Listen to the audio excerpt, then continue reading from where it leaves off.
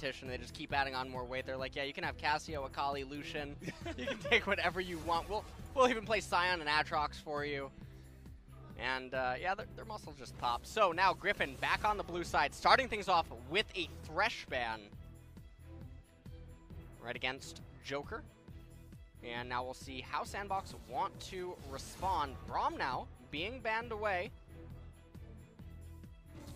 It's interesting that both these teams ban the same supports both times. Thresh and Braum are just not being played. And once again, same bans. Lissandra comes out. Camille comes out. Same stuff from the same teams. So interesting to see how the bans don't change. I know a lot of people are talking about Akali, how you have to take her away, how you have to ban her. But I feel like that onus is on SandBox on the red side. Otherwise, Chovy could just first pick it again. Yep. Wow. Ooh, okay. It's really strange when you have Viper, Chovy on your team. Why are you banning Cassio on blue side? It really just makes no sense. Unless they're just never getting to play it in scrims and they don't want to try to play it or something. That's the only thing I can think of. Akali now banned away. Lucian is available. So is Urgot. Yeah. Sword probably saying, please just give me Urgot or something, please. Yeah. Viper, you don't need Lucian. I need Urgot. Oh, God. Me. I gotta take it. He needs a drink real quick. Hold on. He's not ready for Summit in this game, as I suppose they just didn't want a handshake on taking Akali and giving Cassiopeia. Yeah. And but I mean, as you say, they have a lot of strong players that could have just hopped on the Cass. Instead, they would rather take the first pick of the Lucian and take, you know, the other side of a Sion versus Urgot if it does go into that kind of matchup. As Aatrox once again will be picked up here, this time on the side of SandBox. Yeah. And we'll have to see what they accompany that with. There's a few options if you want to go more scaling and mid-rangey and have oh, Urgot. Oh, you thought it was going to be anything else? I thought it would be Ezreal here. I think this is a fine timing to squeeze an Ezreal, but I was looking for Heimerdinger. That was my Oh yeah? Yeah. All right. That was my pick. No, it's Urgot. He's back. We'll have to see now what Griffin wants to do. And if you're Griffin right now, you don't need to gamble on a team composition similar to last game. You can just choose a superior scaling composition, have Tarzan on a much more relevant jungler than the Aatrox, try to take the game that way. And probably going to be Sion for Sword.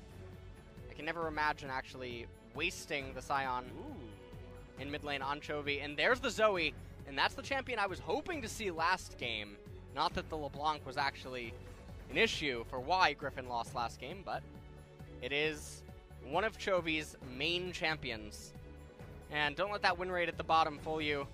Don't let those has-been mids deceive you about how good this champion can be. Chovy's played Zoe once, and he has a win on it, so that tells you a lot. Chovy makes up 25% of Zoe's wins, Yeah, right? there you go. And now Victor being locked in for SandBox, and the Victor is still flexible. It could definitely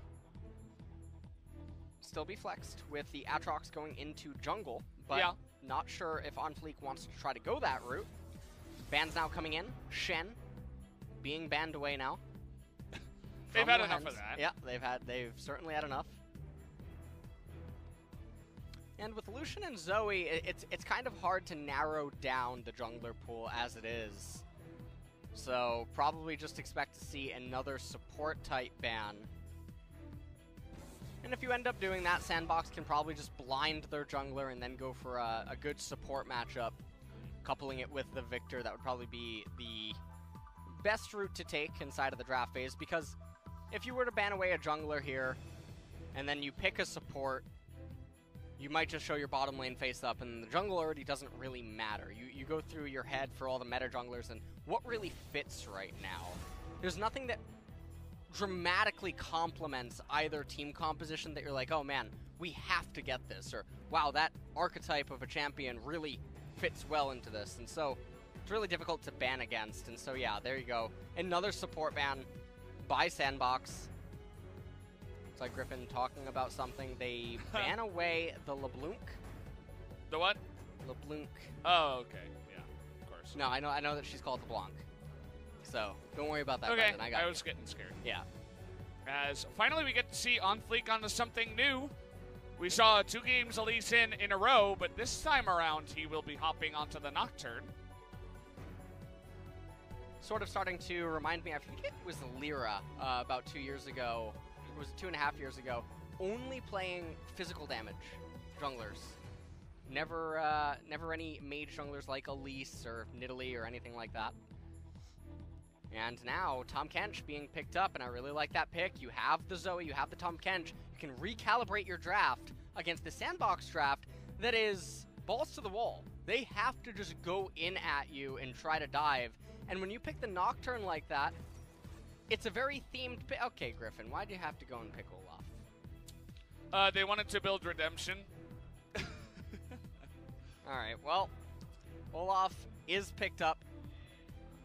There's definitely other champions that would exist right now outside of the Olaf, but nonetheless, at least he will be able to try to peel for the Zoe and the Lucian, and he will definitely be able to ignore any of the knockups from Aatrox or the Gravity Field from Victor. Just be able to run at him. I thought that was about to... Alright, there we go. Victor bottom lane with the Galio. Victor Galio, just normal bot lane duos in 2019. Yeah. And Solution Tom Kench for the Griffin bot lane. And we're going to talk about what both of the team compositions want to be doing in just a second here. But I am really excited to see the Zoe for Chovy. This is definitely a champion that you can't sleep on. No pun intended. But at any point in the game, if she hits a bubble past 25 minutes, you can die. It doesn't matter how fed you are. You're going to need a QSS or someone's going to need to body block for you. Zoe is scary in that regard. She does have a lot of power in that way, but here are some of the compositions we're seeing. And so Sion, Olaf, Zoe, Lucian, and Tom Kench, they do have access to stopping split pushes later in the game. Zoe is the primary focus point of this team comp, where Olaf and Sion's main job in the late stages is just to peel for her and block as she open up the window to raising the turrets. On the flip side, Aatrox, Nocturne, Urgot, Victor, and Galio. This team spikes massively at 2 items. They're really strong at 1 item. They are monstrous at 2. After that, they all start tippering off. So SandBox has about a 25-minute clock to win this game. Until they tip her off, isn't that right, Ellis? Yeah. Well, guys, we are getting ready to go into game number 3, Griffin versus SandBox. Will Griffin lose their first series, or will they go on to win it? Let's find out.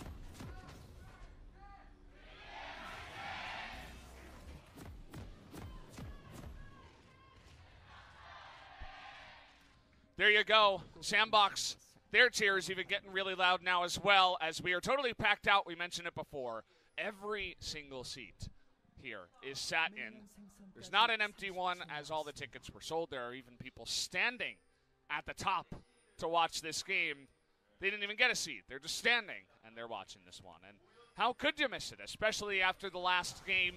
Historic in a way. Chovy going down from, I think it was 119, might have been 117 at his peak, down to around 59 KDA, which somehow feels small now in comparison. And also, Griffin lose their first game of 2019. 59. Pathetic. I get that in my sleep. About that. Yeah, exactly. Uh-oh. Exactly. Lehens and Viper, where are you going? They're just going to have to go down, but big knockups there on a Lehens. He wants to flash this wall. We'll get it on in. Viper able to take the dash first. And I would say they lose the minimum from what looks like a really rough spot. Yeah, we traded an Ignite for a flash, and it's a Tom Kench flash at that. So, definitely valuable, as normally his 1 flash can equal 2 if he ends up eating his teammate. So, now taking a quick peek at mid lane. Chovy shoving that Urgot in immediately. On a scale of 1 to 10, how happy are you that Thomas Kenshin is in this game? I am extremely happy, and Lehens, being an absolute Chad, knows to take the correct skin.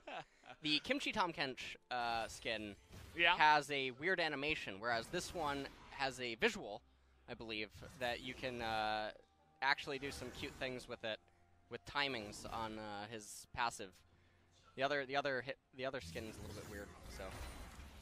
Tom Kench enthusiast. Yeah. Yeah. We got the expert here on the desk, now that Tom Kench has been picked. Best skin is Coin Emperor, of course, though. Yeah. And so far up in top lane, that is the lane that we might have to focus on. As Summit is the person to watch this game if he can try to take over. And Chovy constantly just shoving Dove in. He does have teleport, whereas Chovy is running heal. And interestingly, I would say that Afreeca's getting the worst end of the stick with the openings. He is going for the full clear on Nocturne, but he's conceding both of the Scuttle Crabs, and now Tarzan utilizing the priority of both lanes to say, hold on, wait a second, do you not have mana? And he comes in here, he's messing with the blue, and Afreeca's just wasting all of his time here. Looks like Griffin actually going to be able to get this blue. Yeah. As Afreeca goes to meet Grom. Yes. That's Is this Bertha. Agatha or Bertha? Bertha. Oh, okay. God. I'm sorry, I'm not very good with names. A and B. Left is A, right is B. Okay, yeah, right? that makes there sense. You go. Agatha's on the left-hand side. Yeah. I would think you would have been clever and named the left side based on B for blue and then the right side on R for red. I guess that one kind of went over your head. You just want to name change what you don't like, letter A. Yeah, not a big fan. All right, letters lives matter, okay, Brendan? All right, just want to let you know that. Yeah. Well, Afreeca is a sad Nocturne as he doesn't have one of his buffs. Got 3 buffed and sits back and gets bullied by Olaf and the Tom Kench that went up to help him. And look at the byproduct of this opening. Yes, his golems are going to come up around 420.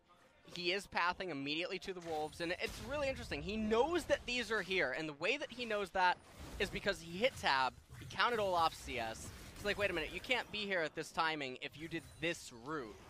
And so he immediately passed over to the wolves. He knows that the rubber banded Gromp of Olaf is going to be coming up, actually, probably in about 10 seconds, I believe. Right yeah, there. it's right there. There it is. There's Agatha, right on time. He has the smite. She's never late. Uh-oh. Oh, no. If he gets the smite. Oh. Tarzan went on to check the walls. Oh, the smite. Oh. So close, but here's the Predator. Afreeca already uses that. There's no plant. There's no plant in time, and Afreeca, oh no. He does get the fear down. He's still running. There's the next axe. Yep. And the next one.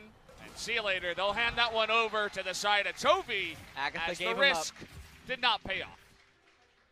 Oh, well, speaking of on time, Tarzan was on time as well to pick up that kill.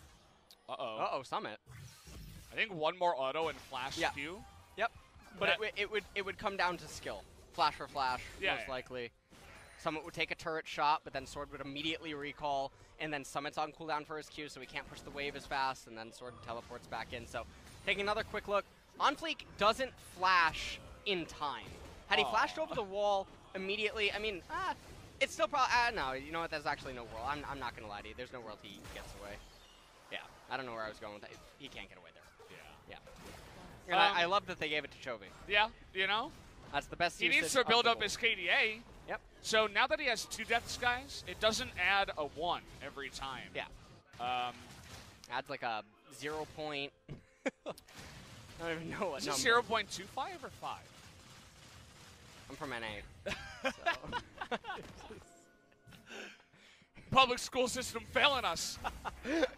Don't ask me those questions. Ask me Someone can do the calculation and tweet at us. Someone from a different region, hopefully. Anyway. All right. It's Thomas probably Kench. 0.5. Oh, Thomas Kench has his.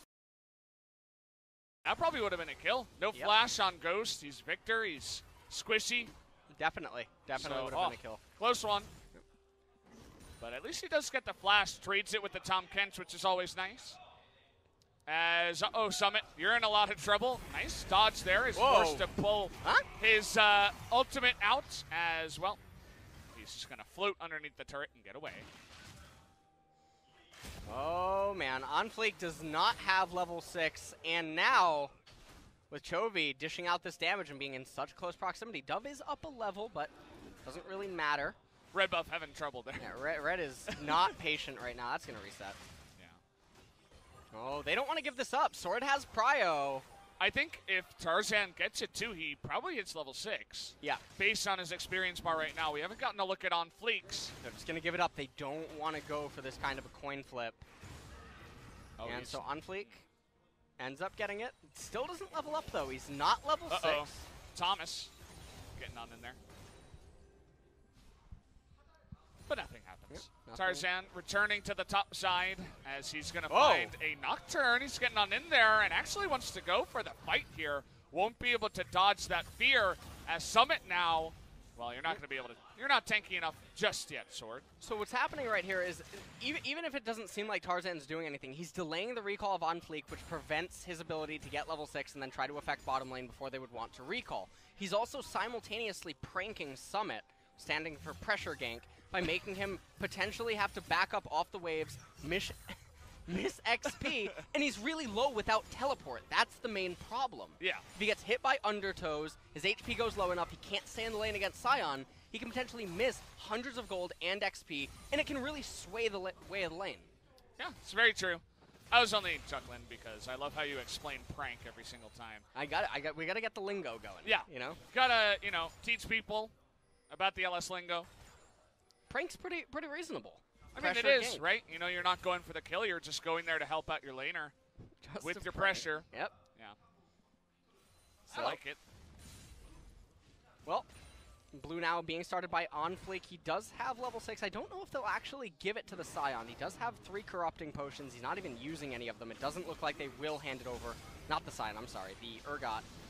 Oh, they actually give it to Ghost. Okay. Yeah. That's actually good. It's a really good idea. Yep. He's already low on mana, too, so it's going to be really helpful, but it allows him to just continue pushing back against that Lucian. Yep.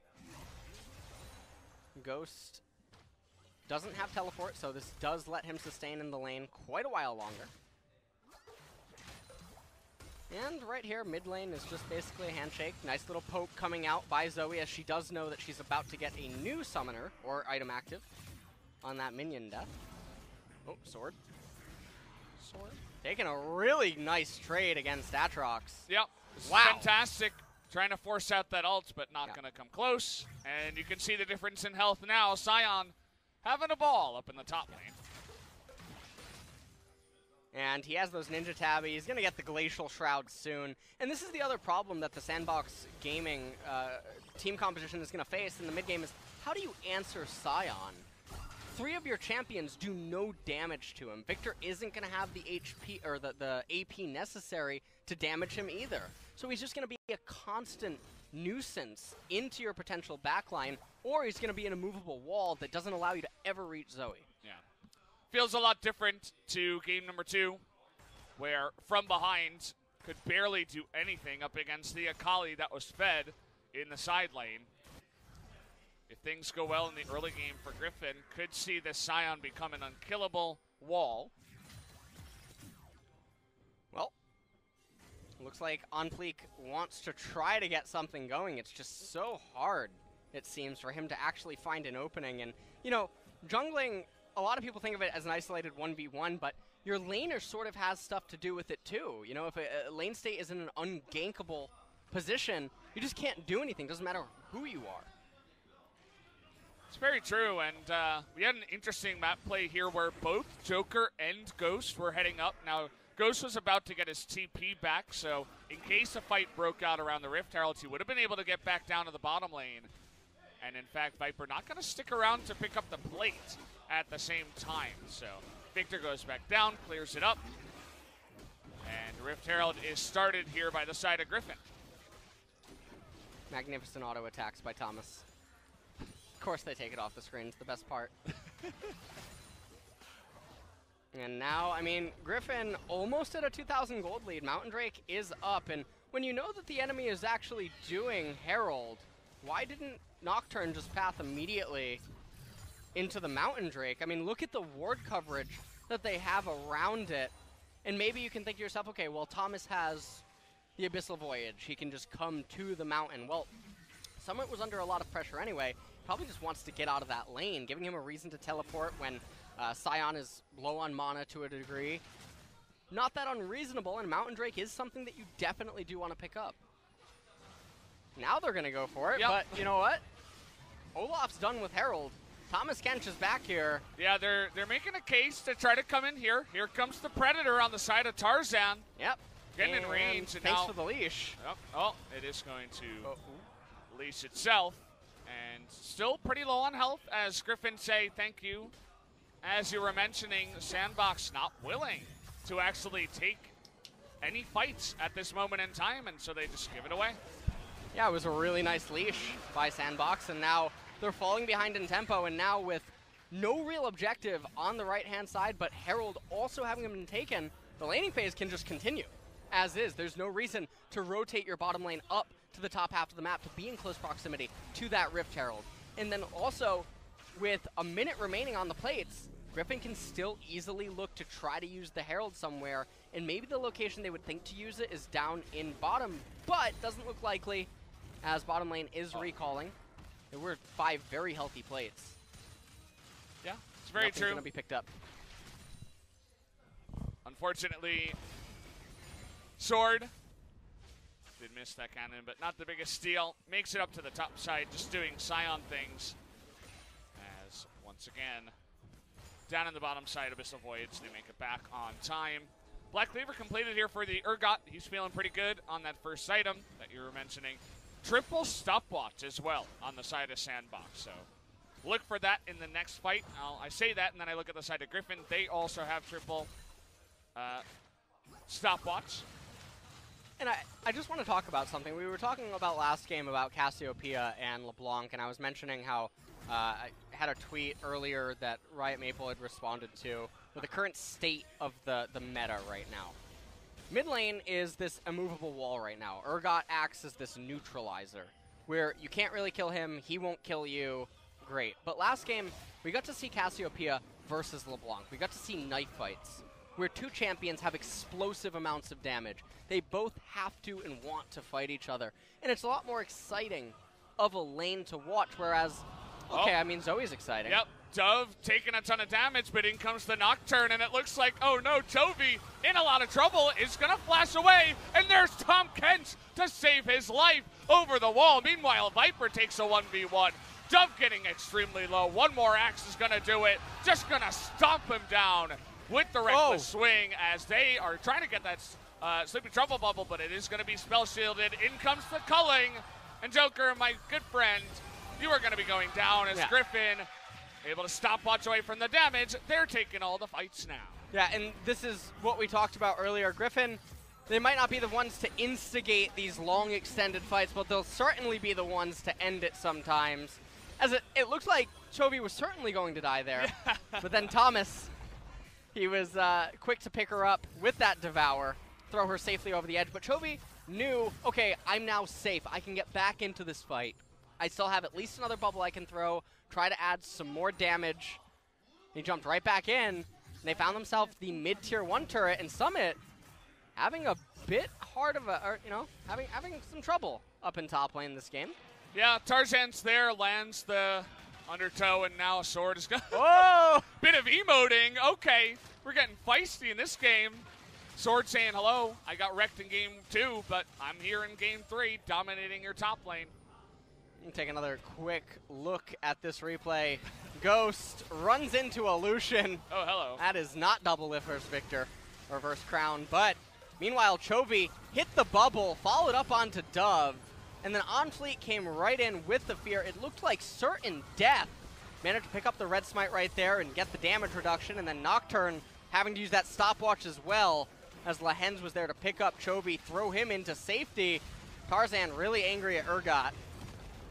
And then Joker right there, he tried to get the E away, but Tarzan able to body block it, and then Viper with the culling, able to make Joker use the stopwatch, but stopwatch, bit of a useless.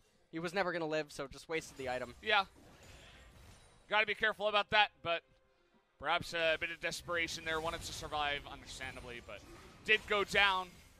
And now everybody on the side of SandBox has a death except the Aatrox in the top side, we will have another Mountain Drake on the side of the Dragon, so it'll be interesting to see if Griffin can pick that up or if SandBox can deny it with the steal.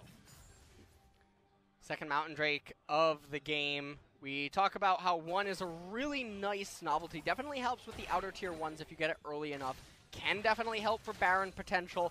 2 is the real unique number where suddenly 2-man Barons are a real thing. Olaf and Lucian can 2-man the Baron now. Yeah, absolutely. That second Mountain is so important because it lets 2 members act as 4 as long as one's the tank or if both have insane damage output. Tarzan checking with the scanner, saying hello, Dove. As everybody's posturing around this Drake, you'll notice that Sword doesn't have TP. He's forcing a fight with Summit, who does have TP. Nobody's making a big move towards the Drake just yet, because they're going to push out the bottom lanes first. And right now, nice narrowly. Angle. Oh, yep. Dove now has to go north, but he's a tanky boy. He's quite thick. Chovy. Okay, looking for that one, but Tarzan might be in a little bit of trouble here. It does get gobbled up. And okay, Notfleek going on in with the hero's entrance. Not going to be able to lock anyone down. That was a scary moment. But here's Summit. Oh, this is a fantastic flank. Can he get that damage onto Lehens? The double kill, the double knockup as Chovy goes down once again. Lehens is going to get away, but he couldn't save his brother in Chovy as he does eat another death. Oh, Chovy's KDA is dropping faster than Bitcoin, Brendan. Oh, no. I don't know what's going on. Oh, that's going to be a Mountain Drake going over to SandBox, and it's a really great setup by Summit, able to get that flank. And they're going to be able to reward themselves with a Mountain Drake. And that's a really, really clutch moment in the game. They really needed this. We take another look. You can see Chovy trying to go over the wall here to get a little bit more poke. Tarzan trying to force an issue. He didn't have to. Chaos Storm comes out over the edge. Hero's entrance. You can see Summit teleporting. And Sword wasn't able to stop this. He comes around. He gets the flank. And then Lehens doesn't have flash available. He can't just eat Chovy and try to flash him to safety. He gets gobbled up by the Urgot. And then SandBox able to convert that into a Mountain Drake. And that's a very much needed swing that SandBox needed in this game. Yeah, you mentioned how there was no interrupt on the TP. I feel like if Sword was able to see him, he may have dove that turret and stopped the TP from happening, but Paranoia comes in, and unfortunately Sword not able to do much. We mentioned how he didn't have his TP anyway, and so that doesn't mean that Chovy goes down. It is just the 1 kill and the Drake, which is nice to the side of SandBox, but Griffin still in control of this game, about 3,500 gold ahead. And now Ghost and Joker trying to get this turret. And as well, I mean, you look at the itemization, soon they will be completing their second items. That is where their team composition spikes the most. That's where, if they're going to try to take fights against Griffin, it's going to be the greatest chance to do so. The problem, however, Griffin's a little bit ahead. And because they're ahead, they're moving on to their third item on some of their champions. And that can actually prove to be disastrous for that decisive team fight that would often be happening in a couple of minutes from now. We'll see if they find an opening in this game to potentially take a good fight, even if they are down on gold. I'm sure with those item timings you're talking about, they may decide to go in onto a fight if it looks good, if it looks appetizing.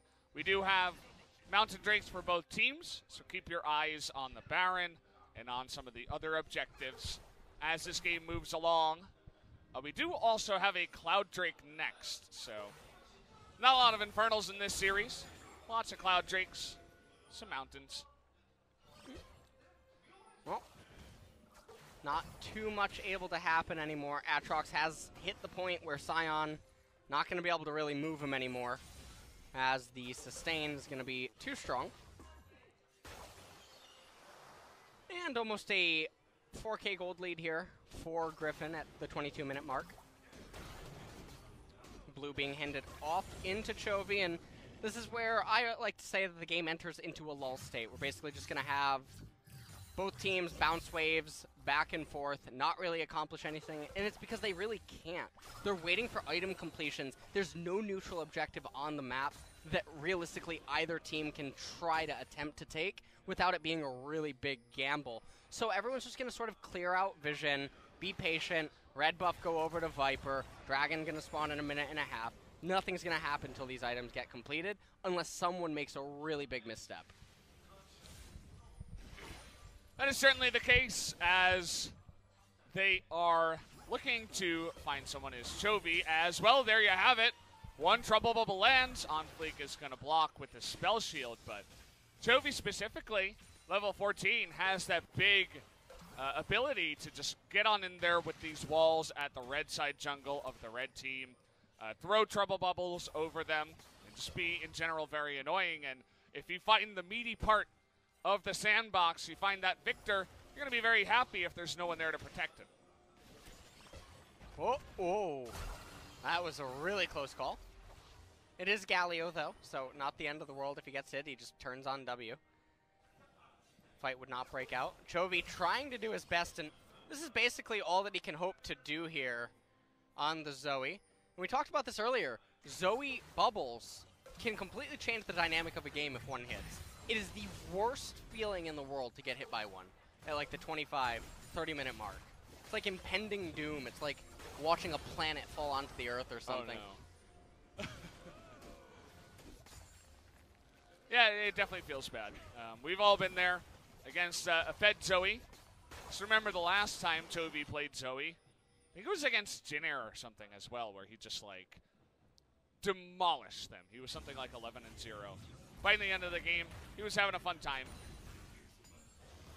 Not quite the case this time around. He's not running away. He is just 1-1-1 on his KDA for this game. So, looking to get some more needlessly large rods, maybe a cool hat. Has the defensive arm guard as well, just for a bit of safety against all that AD in the top side of the map. Well, here we're having the Cloud Drake be taken by Griffin, and we're going to take a look at what the next, another Cloud Drake. Really unfortunate, but I guess SandBox given a chance to equalize that with a Cloud Drake of their own if they could get to it.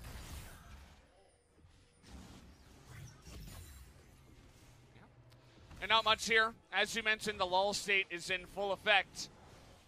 Not the lull state, Brendan. All right, Twitch chat probably likes that. No. What do you call it? It sounds very much like the lull state. Lull, yeah. Like the emote. Okay. Well, here comes Sion, but yeah, no trouble bubble is going to land, and Tarzan is desperately trying to get a fight to go. Righteous Glory does come in. They force the TP onto this side. Can they get enough CC? He is able to pop his ultimate. Going to the back line is the Nocturne, but not quite able to make anything happen. Tarzan is totally isolated. Went too deep. Viper nearly able to take out a couple of members. Both Joker and Afreeca are extremely low. Chovy trying to get on in there with some fake flashes, but not quite able to get anybody down on the side of SandBox, and everybody does get away with their life. Yeah. Oh! Okay. Urgot is quite tanky. So at the end of that, they only end up losing Tarzan. They did lose some summoners, but SandBox definitely comes out ahead. They are going to pick up the red buff there of SandBox's, well, SandBox's red for Viper. Take a look at this. So, Sword just crashes into the Wraith wall right there. They're trying to force the agenda inside the red side jungle. And this can actually be seen as sort of like an emotional play in a sense where this doesn't need to happen. This fight isn't really necessary. They took it anyway. Tarzan gets lit up right there. Viper so close to being able to pick off Joker. And also, Afreeca almost went down himself. Not quite at the end there. Airy ain't no thing. He's going to be fine. Gets away. Still only on the one death. And maintains his GA, most importantly, which means that he can continue to just go all in every single time. That's the combo with the Galio support that they do have. you can always go in without thinking too much about it, onto the squishiest champion, zone everybody away, especially if you know you have Galio behind you, and especially if you have your GA and you know that it will delay your eventual death, even in the case of a bad team fight. Speaking of team fights, one probably is going to be brewing here in a couple of moments' time, although the dragons that have spawned, double cloud back-to-back, certainly not helping with the ability for both teams to basically just say, hey, we're not actually going to fight.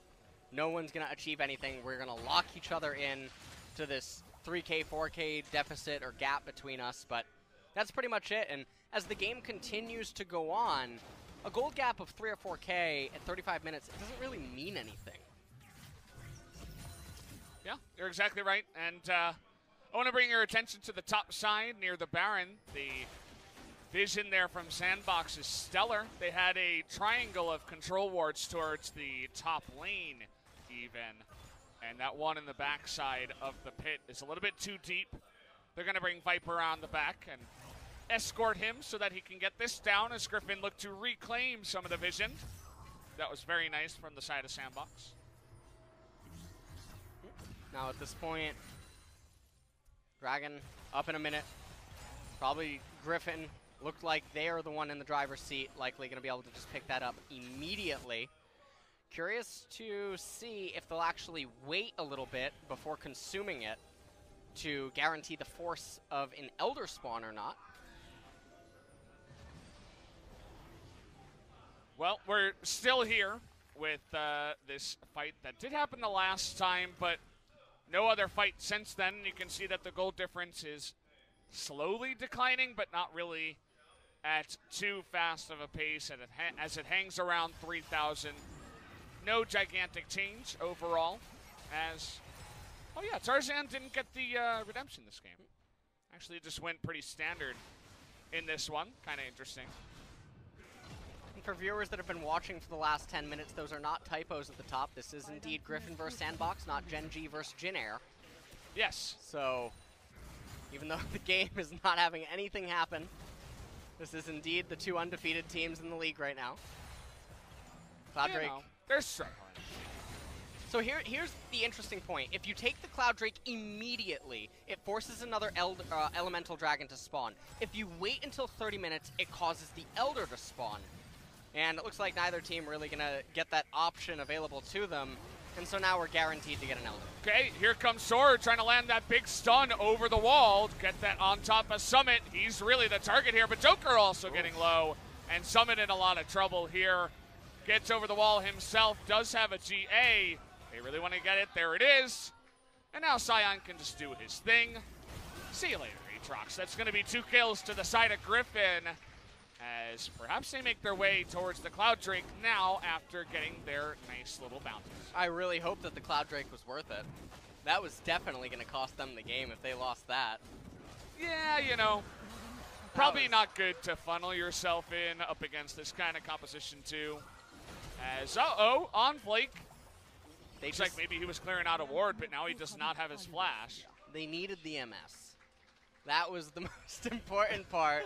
They needed that movement speed that Drake was going to offer. Let's look at it again. So here we have SandBox, who are trying to stall the game, committing all their resources in to capture the 100 gold Cloud Drakes so that their champions that are permanently on the defensive can have some bonus movement speed. And here, Sword, you can see he sort of has a pseudo wraparound flank, and Tarzan able to just charge in there. Summit next to go, ends up losing his Guardian Angel to boot. And 10 minutes climax like that. SandBox were doing a very good job at turtling and stalling, and to see it thrown away over something as small as a Cloud Drake is really sad. Yeah, I mean, I'm glad you call it out because they were doing so well. And that wasn't worth it, 100%. They get themselves into an awful position. Unfortunately, this time kind of led on the charge by Summit in the front. I'm sure he felt unkillable on, you know, GA Aatrox, right? But kind of sent his entire team into that one. Stun comes down. They may want to go into this fight. Viper forced to get away. The paranoia does come in. but no engage here from Afreeca. Now he's going to get onto Viper into the backline. Does he have the damage? No, as his GA will eventually go down. Aatrox also doesn't have his health. Yeah. He's forced to get away from this one. Afreeca and Joker go down, and a couple more kills do go the way of Griffin. And wow, okay, here we go. We got some more fighting. The Abyssal Voyage coming on in. Zoe is unbelievably fast on the backside. They're just wrapping around, trying to get all the kills. As SandBox Gaming once again from behind, try to force a fight. They're going to be punished for it this time around. Yeah, in SandBox's team composition, I mean, had they taken this fight before the Clown Drake Fiesta, maybe they would have had a better chance. But like what we were talking about earlier, this team comp peaked at 2 items. Griffin isn't on even footing. They were really far ahead prior to this fight. And SandBox's team comp had to be ahead. So the fact that they were as far behind as they are, I mean, it doesn't spell good things for them. And I can't see a way that SandBox can recover in this game. Just take a look at this team fight. Sion right in the front. This is what you want. Lucian and Zoe able to play front to back. Sion and Olaf acting as basic peelers that are also simultaneously threatening the backline. Summit getting manhandled up in the top, and then even though Galio and friends try to go onto Viper, they don't have enough damage, and Victor can never actually reach the backline. Yeah, it's just kind of a box fight from there, as Griffin, in fact, in their composition, they do have many ways to get behind you and catch up to you, especially with the Cloud Drake. So once the dominoes started falling, you knew many, many more were coming.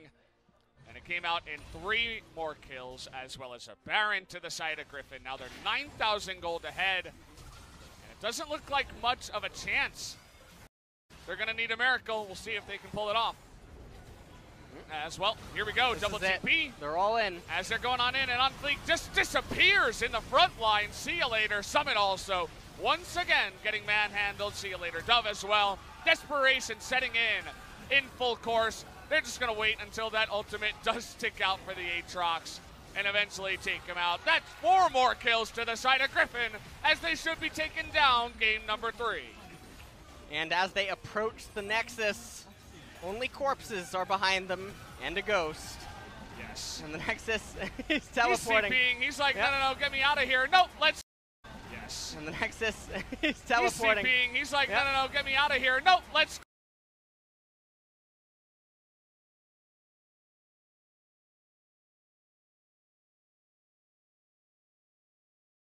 Had 19 game wins in a row since the Kespa Cup, I do believe. And they fall. Chovy's KDA falls in a big way. Took 2 deaths here in game number, or maybe it was just the 1, but more and more deaths to him. So his number begins to fall, unfortunately. But Griffin still remain on top of the LCK. Yeah, and Griffin, I mean, the manner in which they lost game number 2, I mean, the analogy I tried to make about the weightlifting, they had a worse team composition, and the enemy had several super powerful picks, but also the dynamic in top lane, the Akali for Summit, was able to just do so much. And Chovy and Viper got set behind. Credit to Ghost and Joker for helping get that going, but they weren't